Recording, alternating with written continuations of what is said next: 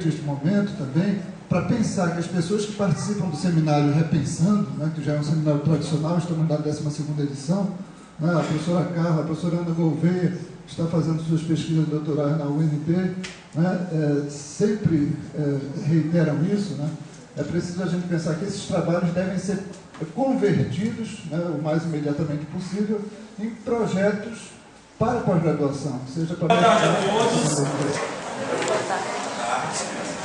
Muito boa tarde a todos. Eu sou o Fabiano, ao meu lado a Logia e a Renata. Nós somos alunos do 8º período do curso de Letras em Inglês. Nosso trabalho ele foi desenvolvido na disciplina de estágio supervisionado 4, sob a orientação da professora doutora Odete Burgelli. Bom, o título do nosso trabalho foi Reflexões sobre as causas que desmotivam a aprendizagem da língua inglesa. Esse nosso trabalho ele é fruto de um curso de extensão desenvolvido na disciplina de estágio supervisionado 4, e o título do nosso curso de extensão foi Reading in English.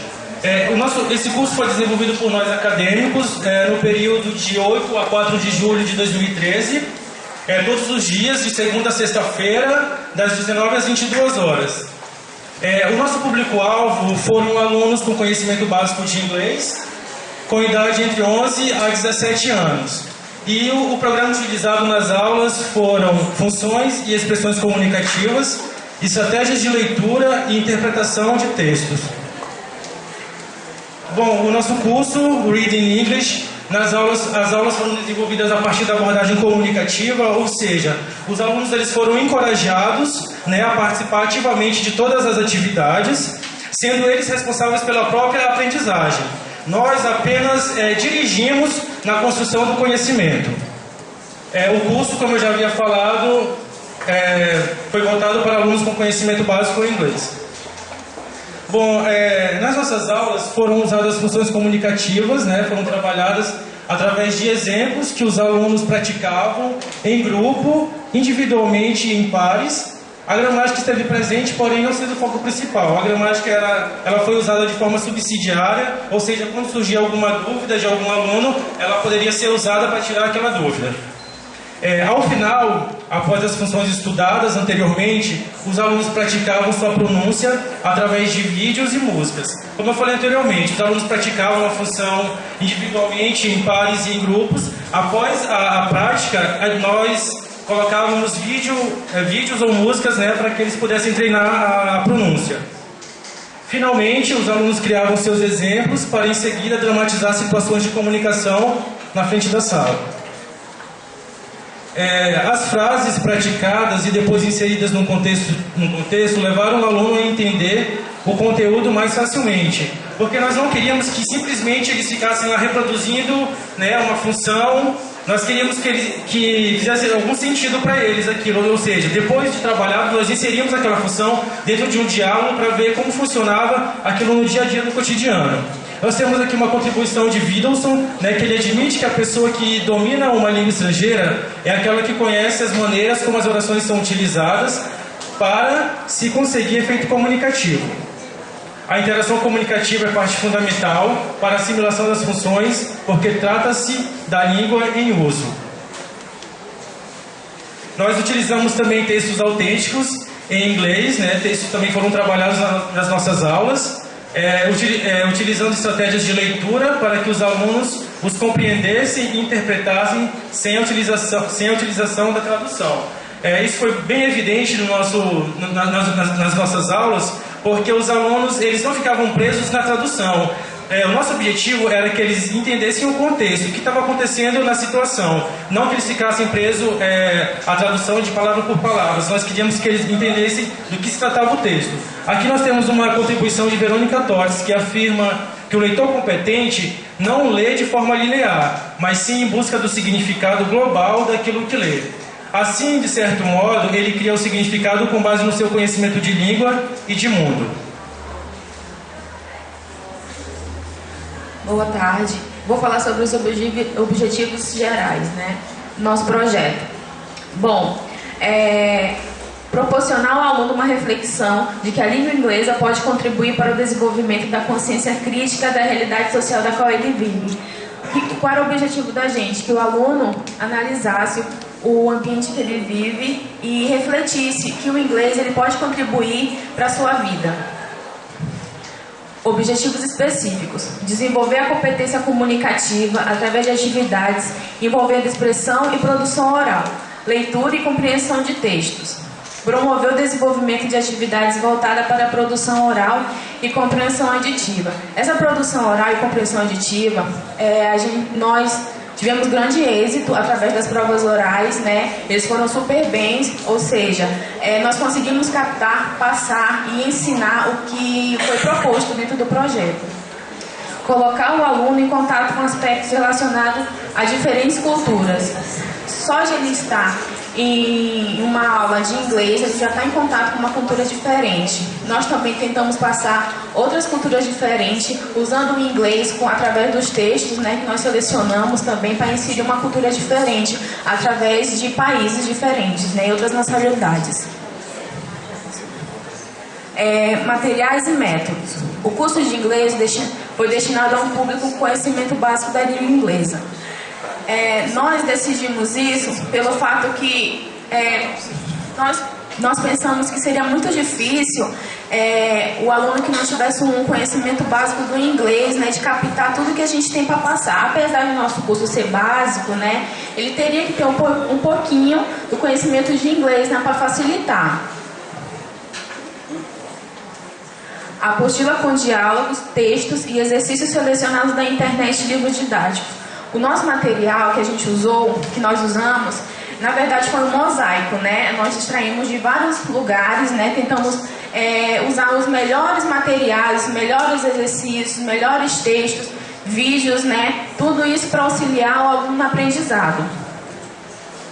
Músicas e vídeos relacionados às funções, aos textos e diálogos trabalhados em sala. As músicas e os vídeos vieram para contribuir na fixação do aluno quando foi aprender a função, né? Na verdade, toda música e todo vídeo tinha a ver com a aula dada no dia, né? Veio para contribuir mesmo, cada vídeo da aula do dia. O data show, aparelho de som, fotocópias e outros materiais conforme a necessidade. Esses materiais conforme a necessidade, na verdade, era para que de repente a gente desse tudo, né? De repente a facilidade dele em aprender a função do dia fosse mais rápido, né? Então a gente entraria com outros materiais, né? Só para reforçar. A nossa pergunta de pesquisa né? Quais as causas que promovem a desmotivação na aprendizagem da língua inglesa? Nós extraímos essa pergunta de estágios anteriores, né, pelo fato de que algumas salas, dependendo disso, variou de turma para turma, né? Teve turma que teve uma facilidade melhor, que se entregou realmente a aprender as funções, né, comunicativas em sala de aula. Já outras turmas foram irredutíveis, não quiseram aprender mesmo, entendeu? Então a gente veio com isso, né, com essa pergunta, para tentar responder o que é que motiva tanto esses alunos a querer aprender. Por que varia de turma para turma, né? Então, assim, a gente veio com essa problemática para tentar responder isso e mostrar para vocês agora.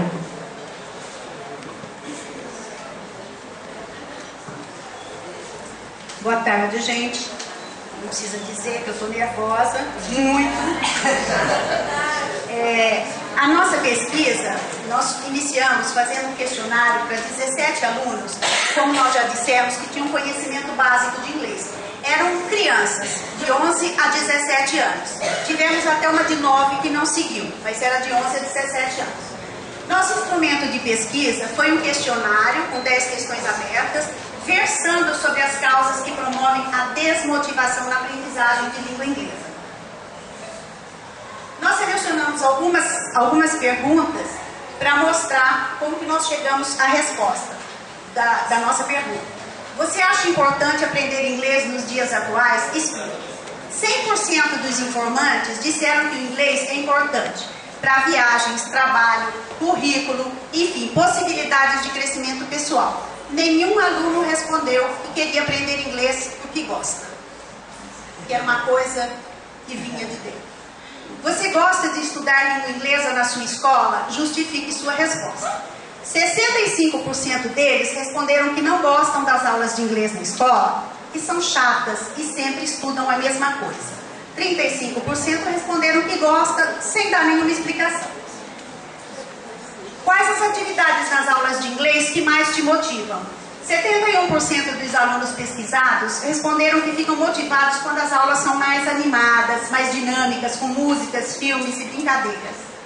Quais as atividades nas aulas de inglês que menos te motivam? 72% afirmaram que as atividades desenvolvidas em sala de aula de inglês que mais desmotivam, ou que menos te motivam, desculpa, que mais desmotivam são as que envolvem gramática e tradução. Então nós chegamos ao seguinte resultado. Após tabular os dados, a nossa resposta foi óbvia, né, gente? O que mais desmotiva é a gramática e a tradução. E dentro dessa gramática, nenhum deixou de citar o verbo to be. Nenhum, tá? Foi em primeiro lugar. Eles disseram que não aguentam mais iniciar o semestre. Todos os períodos, todos os anos, o professor chega, a primeira coisa que ele coloca no quadro é o verbo to be. E ele não sabe nem para onde vai e o que ele faz com isso. Tá? Dizem que as aulas se tornam chatas e iguais. E realmente, durante nossa aula, nós vimos que quando a gente dava alguma atividade que tinha o verbo to be, eles não sabiam para onde ir, não sabiam nem o que significava. Sobre a motivação, nós procuramos uma definição de Ryan Dess sobre motivação, que a gente queria saber que tipo de motivação que movia os nossos alunos. De acordo com Ryan Dess, a motivação pode ser intrínseca ou extrínseca. A intrínseca está ligada ao desejo de aprender, à vontade de se engajar numa atividade pelo prazer e satisfação pessoal e realizá-la. Por exemplo, eu estudo inglês porque eu gosto. Eu tenho uma motivação intrínseca. A motivação extrínseca está agregada a fatores externos ao indivíduo e associadas a um fim específico, tais como pressão social, o pai, conseguir um emprego, currículo, tudo aquilo que é externo ao indivíduo. Então, tomando por base as respostas do questionário que nós aplicamos, nós verificamos que os nossos informantes possuem uma motivação extrínseca, pois o maior interesse deles não vem de dentro, mas sim de fatores externos, tais como futuros empregos e prováveis viagens ao exterior. A questão da Copa do Mundo também foi citada. Essa reflexão do Ryan Dess a gente achou assim, bem pertinente ao nosso objetivo. Talvez mais importante no mundo real, nosso objetivo específico, a motivação é altamente valorizada por causa de suas consequências. A motivação produz. É, portanto, uma preocupação proeminente para aqueles em funções como gerente, professor, líder religioso, treinador, prestador de cuidados de saúde e um pai, que envolvem a mobilização de outros para agir. As nossas considerações finais. Conclui-se que nossos alunos se sentiram mais confiantes.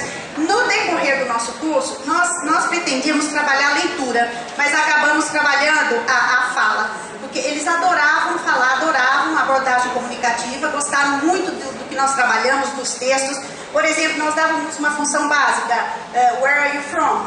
Tá? Aí nós, em seguida, né, ao final desse estudo, dessa função, nós dávamos um vídeo que continha essa função, com musiquinha, infantil mesmo, sabe? Então eles cantavam junto, passaram a cantar e treinar essa habilidade, né? Treinaram a falar. Então eles não se prendiam somente aquela frasezinha, eles começaram a criar sozinhos, né? O curso Reading English acabou voltado para a oralidade, como nós dissemos. Após a primeira semana, os alunos perderam o medo e não se sentiram envergonhados ou apavorados em falar. Dessa maneira, entendemos que aulas dinâmicas e interativas motivam alunos a aprender a língua inglesa. Ao contrário, aulas com gramática e tradução são as principais causas da desmotivação para o aprendizado do idioma. Realizar esse trabalho com os alunos no curso de extensão, além dos estágios anteriores, permitiu também aos acadêmicos conhecer e fazer uma reflexão em torno da realidade do ensino da língua inglesa nas escolas públicas. O quarto e último estágio foi essencial para a nossa formação acadêmica, porque foi nele que nós assumimos todas as responsabilidades de um professor, desde a entrada na escola até o término de cada aula. Sem dúvida, essa etapa foi o maior desafio na longa jornada acadêmica. O que mais nos motivou foi que os nossos alunos participavam ativamente das aulas, mesmo já estando em férias. Bom, a gente só trouxe uma reflexão de Paulo Freire, né, para a gente pensar, né? Não há docência sem discência. As duas se explicam em seus sujeitos. Apesar da diferença que os conotam, não se reduzem à condição de objeto um do outro. Quem ensina, aprende ao ensinar. E quem aprende, ensina ao aprender. Quem ensina, ensina alguma coisa a alguém. Nós não podíamos deixar de citar Paulo Freire, né, gente? Porque ele vem com a gente desde o início e acho que isso aí espelha aquilo tudo que a gente almejou durante o curso. Foi isso que nós tentamos, ensinar e aprender, certo? Gente, agradecemos como todos, a todos os professores da universidade, agradecemos a todos os docentes do Departamento de Línguas Estrangeiras da Universidade Federal de Rondônia que colaboraram com a nossa formação. A todas as escolas que nos receberam durante esse período de estágio, nossa, todas foram 10, não temos o que reclamar. A nossa orientadora, a professora Odete Burget, aos nossos familiares, e só.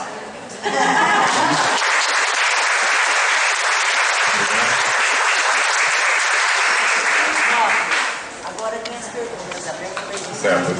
Pessoal, nós queremos agora abrir esse espaço para 2 perguntas a esses últimos 3 grupos. Alguém tem alguma pergunta?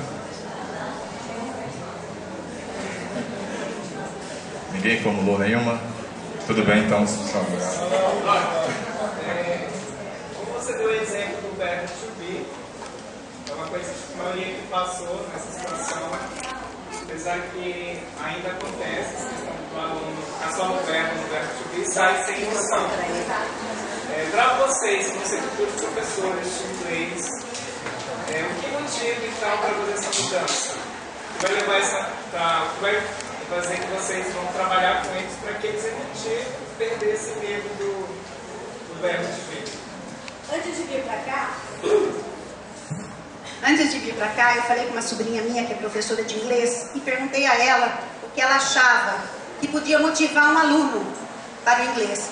Ela falou: tia, ele aprender a falar. Porque ele só ficar aprendendo gramática sem ter algum lugar para usar aquilo, ele não vai motivar. Então, o que motiva o aluno, o que motivou nossos alunos, o que foi? Você deu a função, ele fez o diálogo dele, ele foi lá na frente, ele dramatizou. Que no primeiro dia de aula, eles nem olhavam pra gente, era uma farra, assim que a gente não conseguia nem falar. Até salão de beleza no fundo da sala tinha. Então, nós concluímos que eles fizeram esse curso, estavam fazendo a princípio para sair de casa, porque estava de férias, em greve, alguma coisa, e não tinham o que fazer à noite. Mas quando eles perceberam que eles tinham condições de aprender um pouquinho e colocar aquilo no dia a dia deles, saber onde usar, que já chegavam, já sabiam cumprimentar, já sabiam perguntar alguma coisa. Então, o que motiva o aluno é o falar. É saber que ele aprende inglês e ele vai conseguir falar. Ele vai usar. Né? Foi isso que eu entendi. Tá? E uma coisa só que eu queria colocar, gente, que eu esqueci,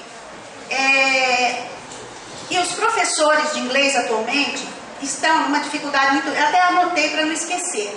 Que os alunos, quando chegam no curso, às vezes eles reclamam muito do professor que está em sala. Mas nós que participamos do estágio, nós podemos observar, por exemplo, a gente ia com projetor, notebook, caixa de som, parafernália, uma sacola desse tamanho, para chegar na aula, chegávamos 6h30, para montar tudo para 7 horas a gente está ali, para eles chegarem. Como que o professor que tem 10 turmas consegue fazer isso? Não tem condições.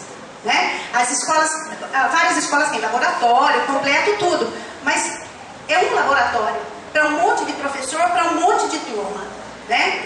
Então, a situação do professor realmente está bem, as salas lotadas com muitos alunos, eles têm várias turmas, às vezes ele é um professor de 40 horas, ele não dá só 40 horas.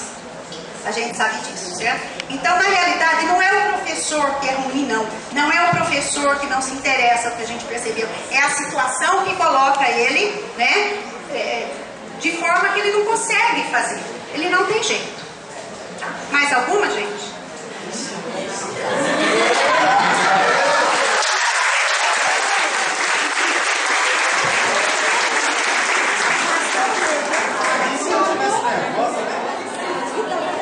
Pessoal, quem quiser compor alguns lugares aqui na frente tem, viu? Tudo bem? Ainda há lugar.